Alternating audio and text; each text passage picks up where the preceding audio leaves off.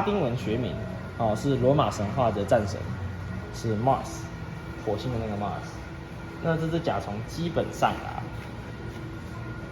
虽然叫战神，但个性超级好的，温和哦。对。那现在我在做的事情呢，就是叫它起来重睡嘛，因为甲虫都会是夜行性的，它现在基本上在睡觉。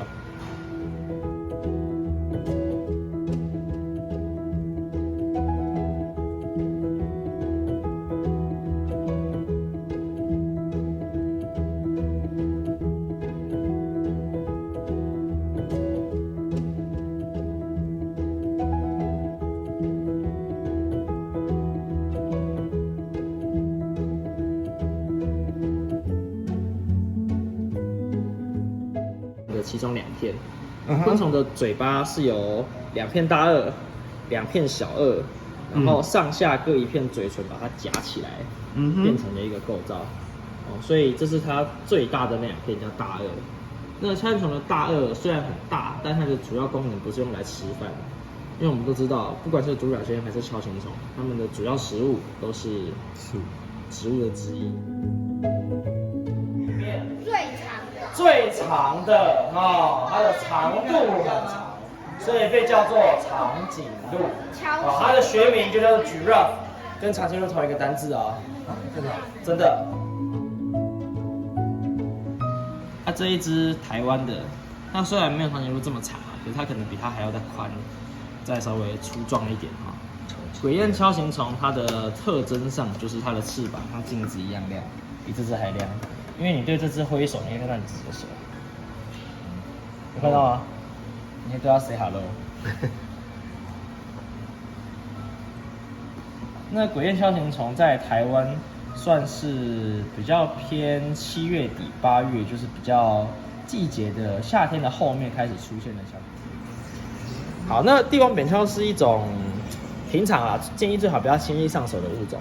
但是呢，我个人非常喜欢帝王扁锹，一年养100-200只。哇塞！偏偏就出了一只小笨蛋，这一只就不会夹人，我也不知道为什么，所以这一只可以上手。这一只个性就特别的温驯，特别的呆，所以可以放手上跟它拍照。不用担心它会掉下来，因为它要勾紧，它就算掉下来也不会怎么样。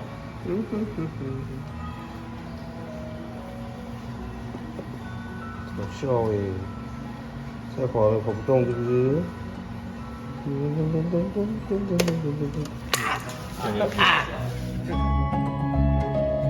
锹相比哦，它的体型真的是，不要说不值一提啦，只能说相去甚远。对，因为台湾的扁锹独有的体型就是这么小，他们是独角仙和锹形虫的关系其实并不大。通常都是锹形虫那一类寿命比较久。特别是这种又黑又扁的锹形虫。哦，扁锹形虫跟大锹形虫，这个大锹形虫，它们是同一个家族的。很多人都说，老师大锹形虫看起来还没有扁锹大。对，因为为什么台湾会叫它大锹形虫呢？又要扯到日本了哈。日本知道的锹形虫就是大锹形虫。够简单吗？下一只就要小心一点了。我不太确定上次你有没有听过这一只。这一只呢，应该是今天个性最不好的锹形虫了，它叫橘背叉脚。为什么说它个性不好呢？这个因为有感受到吗？它很想夹我的手指啊！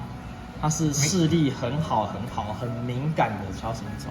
很多人都问我说：“老师，那个锹形虫、独角仙，它们的眼睛这么大，它怎么摸它都没反应？它看不到吗？”其实看得到了，它只是不想理你而已。因为大部分的甲虫在野外就是属于一个金刚不坏、无坚不摧、超硬，它根本没天敌。这个对锹形虫很难拿出来上课，因为这一只呢就是属于怕爆的那种虫，你把它拿出来就爆冲，它就哇，然后一直跳，一直跳，完全没办法拿到上课。真的放在盒子里面给大家看而已。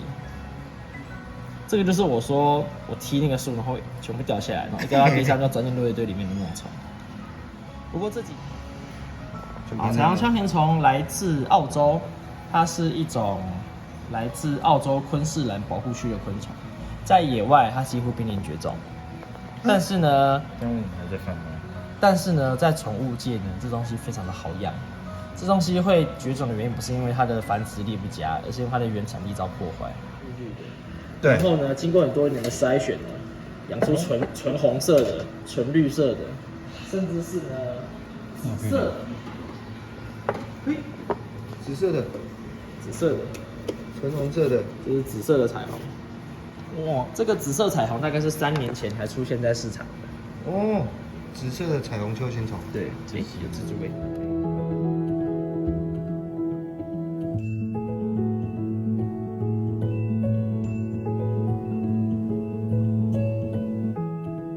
因为这个时候的成虫很脆弱，刚从蛹羽化成成虫的时候，叫做蛰伏期。